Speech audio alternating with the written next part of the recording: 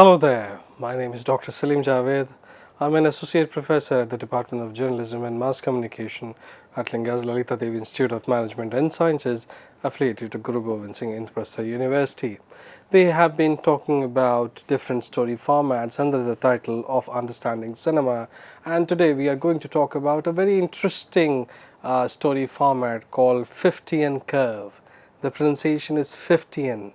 Now, so far we have talked about the three-act structure by Aristotle. We have been talking about Black Snyder's beat sheet. We have talked about Joseph Campbell, the hero with 1,000 faces, the 17 stages, and the way it is called monomyth also.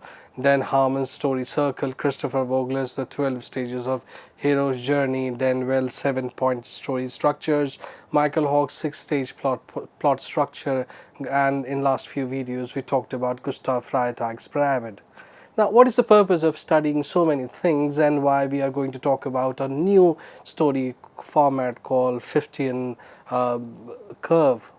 Now, the purpose of all these story structure is to make this is basically to say that if you have a story to say, how effectively you can say that story, actually the life and the work depends on that. Greater your way of saying the story, more work you have, more recognition you have, and the possibility of carving out your name in the history of filmmaking is there.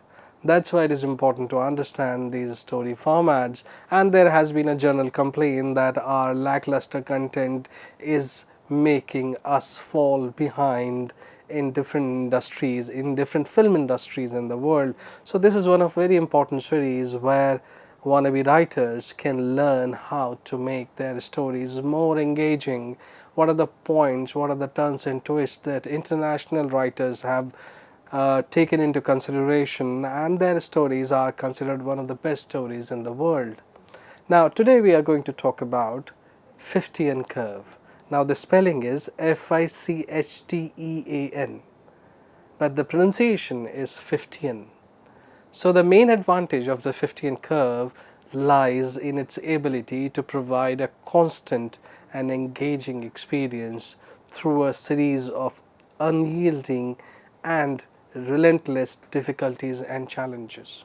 Now, the very interesting thing about this 50th curve is that, like, suppose if you remember when I was talking about Black Snyder beat sheet, or when I was talking about Aristotle's three-act structure, or when I was talking about Dan Harmon's story circle, and a lot of other things, it was more about how your story will be moving ahead. Even this is also about how your story will be moving ahead, but one of the very advantageous element of this 50th curve is that how do you do it. Like, suppose if during the lecture I will be giving you an example from one of the films that was released in 2014, you will be knowing that this is how the graph will be moving from point A to point B to point C to point different points. But what goes in between from A to B, you may have the best story in the world, but what makes the story interesting is what actually are the events that are helping your story progress from point A to point B, and is there any direct relation between point A and point B, and if there is any graph which is slightly going up, is there rise in the graph or not, if there is a fall in the graph or not. So all these things, so I always say that every story in the world is a good story, but the way you weave it makes the difference. So one of the interesting qualities of 50th curve lies in the in the experience how relentless difficulties or challenges are presented one after another. Now, the phrase 50th curve is often credited to John Gardner, who introduced it in his influential book, The Art of Fiction. Now, this is a very interesting book. When you read this book, then you realize how important it is to weave incidents which have got a sort of a crescendo in inherent in the events. This book was published in year 1983, and Gardner's concept suggests that storytelling should involve a series of episodic occurrences. Now this again is really interesting, because usually when we talk about screenplay writing, when we usually talk about film writing, the word episodic is something which people actually do not talk about. Whereas in the world where a lot of films and web series are released on OTT platform, this particular word episodic has become so important. And OTT is, if I may say, it's a very recent development.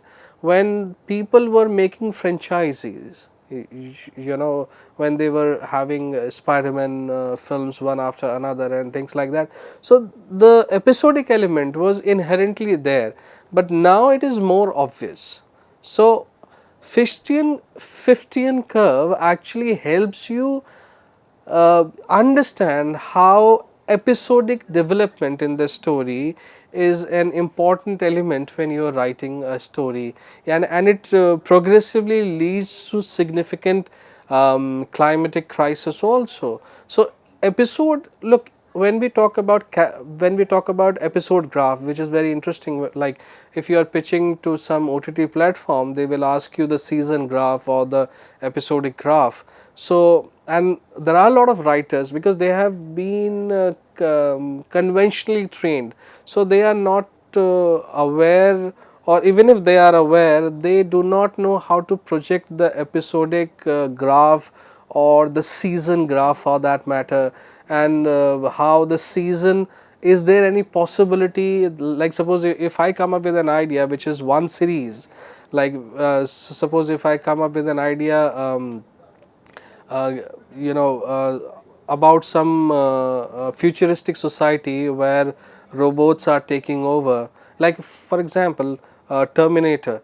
Now Terminator is technically prequel, sequel, and episodic in nature technically, and lot of spin-offs have been generated out of this film. So episodic occurrences that progressively lead to a significant climatic crisis, and the graph of one episode or the entire season climatic crisis should give birth to the opening, or the or how, as the way it is called, raison d'etre for the next season. Now the 15 curve, with its progressively difficult challenges landing to a climatic moment, is a powerful tool for writers. It can immerse readers or viewers into the heart of the action, enhancing the engagement and impact of the story. Now if you have ever seen any film of James Bond, which obviously starts with a very high point, the fight is on, and as if somebody has not seen a film and he goes to see it for the first time, he or she will wonder that maybe the film started long back and they are watching the film somewhere in the middle of some scene. But it is basically it looks like as if it is a climatic moment, and which is like it is very engaging, and great impact is revealed from the scene and things like that. But 50th curve is here to say that this can be at any moment in the story. Now the 15 curve is a formula that may be used to produce captivating and intense stories. It is not limited to any particular genre or medium. Now this is very interesting. Like when I talk about different story formats, like when I was talking about in the last few videos, when I was talking about how you can use these story formats in ad filmmaking, in short filmmaking, in feature filmmaking, or in making some cartoon shows, good cartoon shows. story structures, story formats, they are everywhere.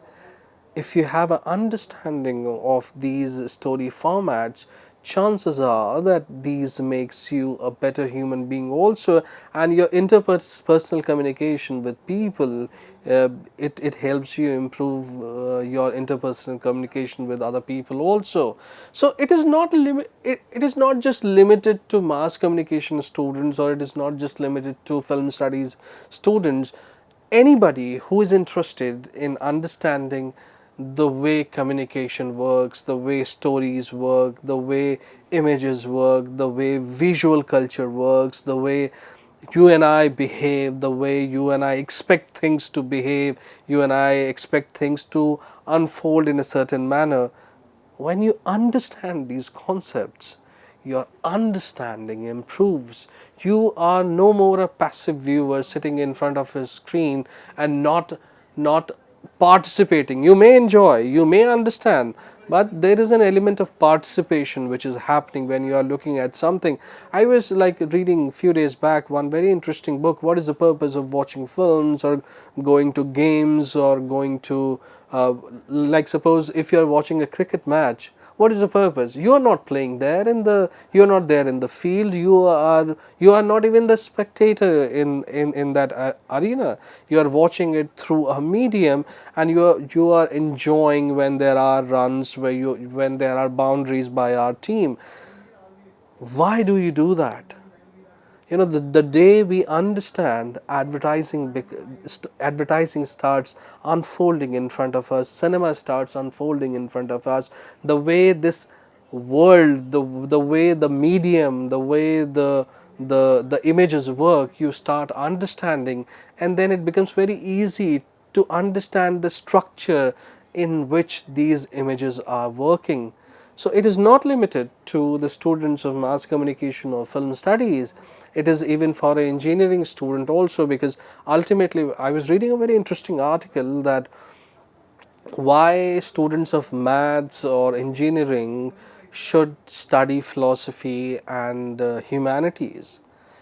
Even if you make an app, like this is what I tell my son, that even if you make an app, what is the purpose of that app unless you are not in tune with the human requirement? Only those apps have become successful, only those companies have become successful, those who have actually solved some problem in the society. You take an example of any app. I used Google Map. It is solving some sort of a problem. So even the engineering requires philosophy and humanitarian or humanities. Now let's get back to 50 curve. The 50 curve is applicable to a wide range of narratives, but it is especially well suited for commercial fiction and genres including mystery, thriller, and fantasy. This piece elegantly demonstrates in a conveniently straightforward manner how a narrative progressively develop to achieve a gratifying resolution for a viewer or for a reader. Now, what is that? Now, what is Fishtian curve story structure? Fiftian curve story structure. So, to put it in a very simple word, it is a narrative structure that depicts the element of a story in a unique and fluctuating fashion. Now, the word fluctuating is important here because this is a word which has not come in any story structure so far. There is a circle, there is everything, but the word fluctuating, it is so interesting. Like if you can see on your screen right now, there are waves. One wave, the next wave is there, the next wave is there, the next wave is there, and there is a fluctuation. Technically there is a fluctuation, and then from a certain point there is a rising action. We will talk about rising action, we will talk about climax also, and then we will talk about final falling action also.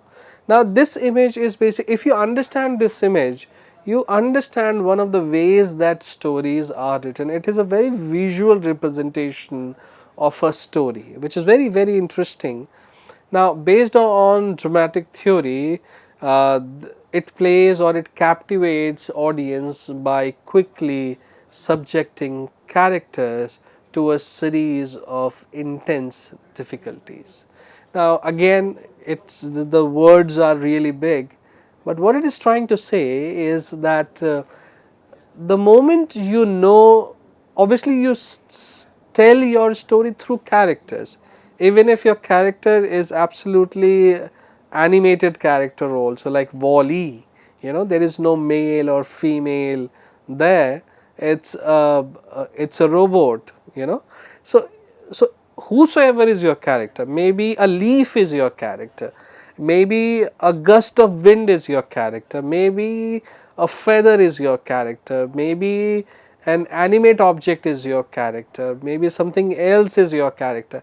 Whichever form of a character you are using, that particular character needs to have a series of intense difficulty. I would say, I would not call it difficulties, but to make people understand, there it is called difficulty, but it's basically the succession of events that I am talking about.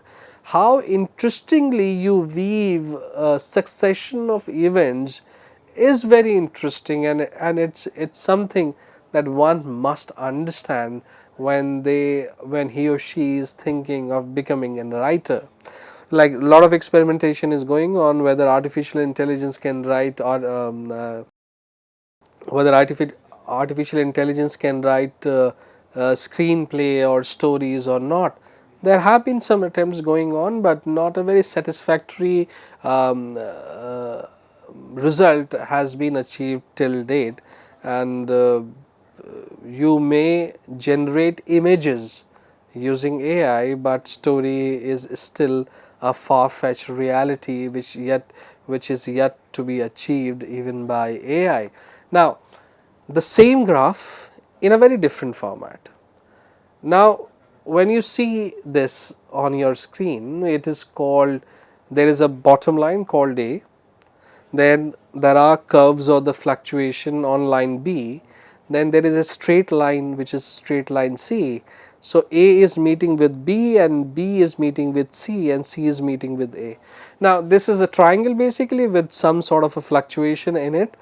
This is what you and I have been drawing in our class 7th, 8th and 9th, and this is what mathematics students. Now, you must be wondering that how a concept of story writing is, why a concept in story writing is using a triangle. What is the purpose of having something like this? Why we left A, B, C, and the relation of the relation and equation of all these three lines or triangles long back. We want to write stories, and why somebody is forcing us to understand it through a mathematical calculation.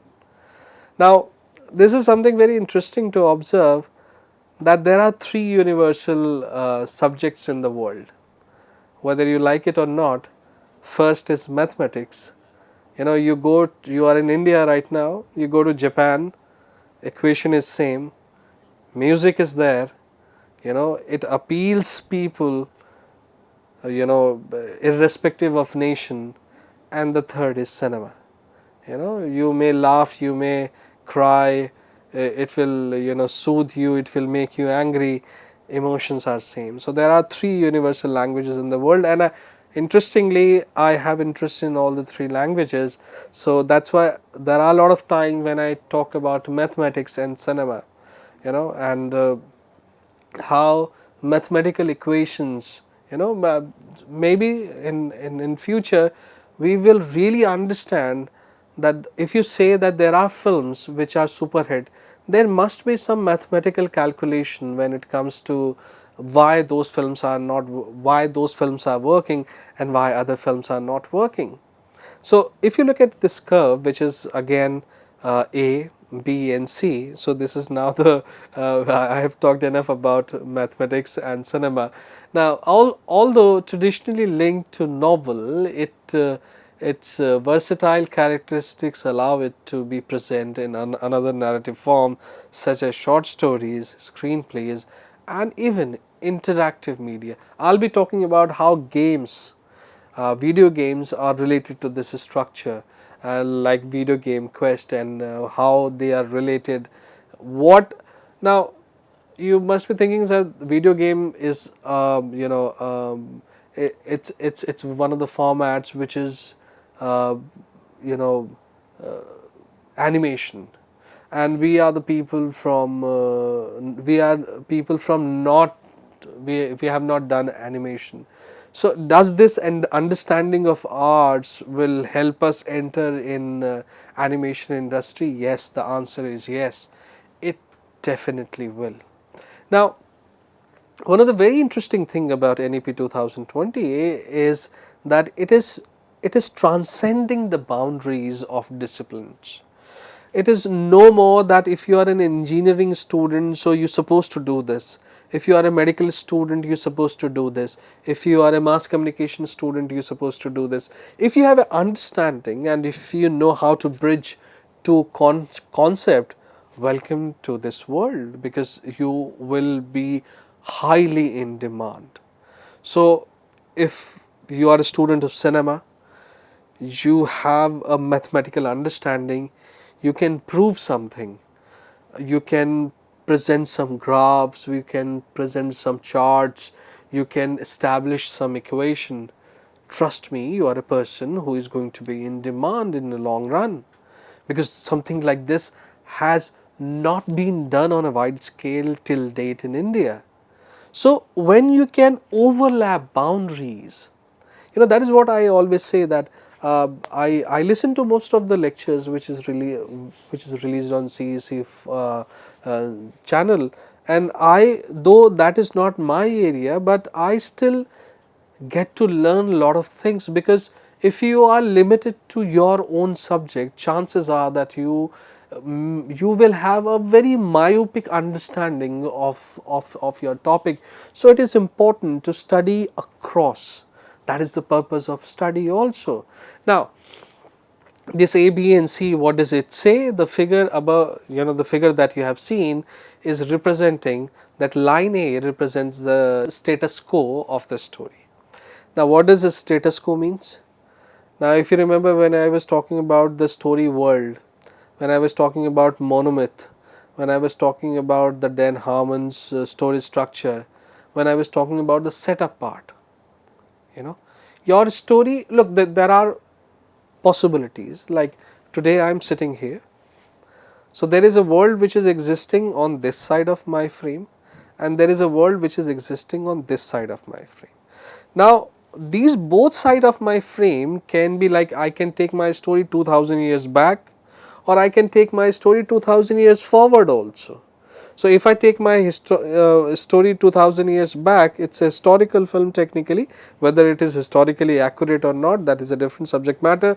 Or if I take my story maybe 2000 years ahead of this point, then it's a futuristic film or science fiction film. How convincing or not, that is a different story. I told you, if you remember, I said if the setup created by Kalki, if the setup created by this film is not convincing, the film will not work. And if it is convincing, the film will work. If you remember, I said it almost 7-8 months back, and now you know the result, whether it is working or not, whether you have found the world created in that convincing or not, is absolutely you to judge. So the status quo that I am talking about, the line A, which is representing status quo, is that element of believability. Like if I am saying it's a bananas of future, so does it look like bananas of future? If you find it convincing, the story will work for you, and if you do not find the story, that setup convincing, the story will not work for you. Now the challenge for writers, the challenge for creative people, the challenge for anybody who is in the business of creation is to make that point convincing. It takes a lot of effort.